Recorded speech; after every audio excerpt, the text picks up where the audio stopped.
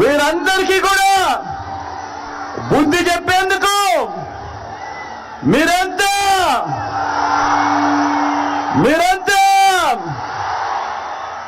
సిద్ధమేనా?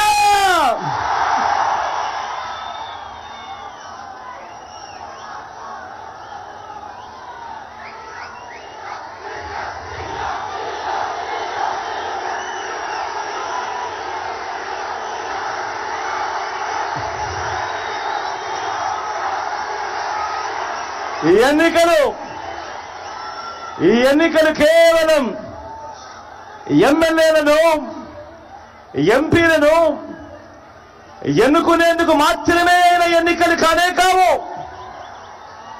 ఈ ఎన్నికలు వచ్చే 5 ఏళ్ల మన ఇంటింటి అభివృద్ధిని, మన పేద కుటుంబాల భవిష్యత్తును నిర్ణయించబోయే ఎన్నికలు. ఈ ఎన్నికలన్నీ కూడా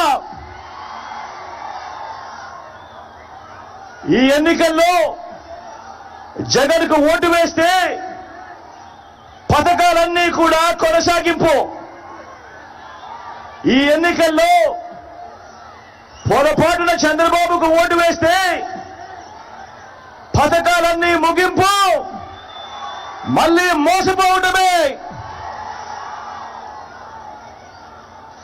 ఇది చంద్రబాబు చరిత్ర చెప్పిన సత్యం.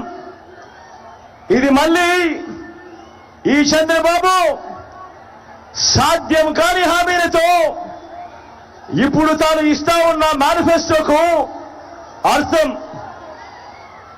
బాబును నమ్మటం అంటే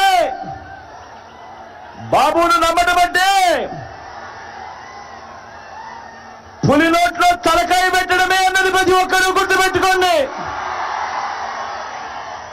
బాబును నమ్మటము అనంటే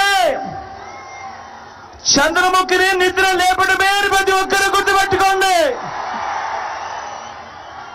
బాబును నమ్మటము అనంటే వదల బొమ్మాలి వదల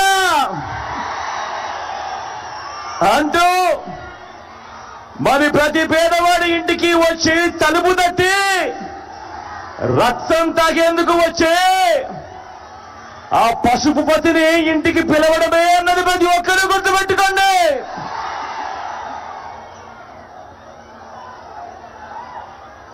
నాకు వీరిలా జెండాల పొత్తులు లేవు. నాకు ఉన్న పొత్తు మంచి చేసిన ప్రజలతో, నాకున్న నమ్మకం ఆ దేవుడి దయ మీద.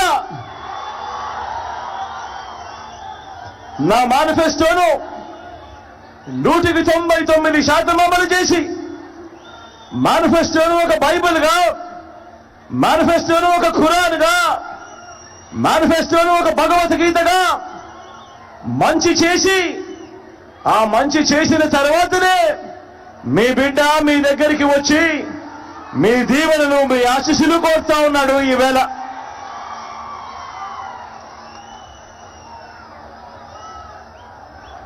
గతంలో ఎప్పుడూ జరగనట్టుగా చరిత్రలో తొలిసారిగా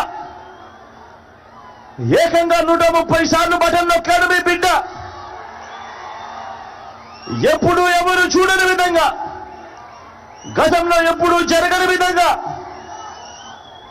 ఏకంగా 2,70,000 కోట్ల రూపాయలు, మళ్ళీ చెప్తా ఉన్నాను, ఏకంగా 2,70,000 కోట్ల రూపాయలు డీబీటీగా, అంటే నా అక్క చెల్లెమ్మల కుటుంబాల ఖాతా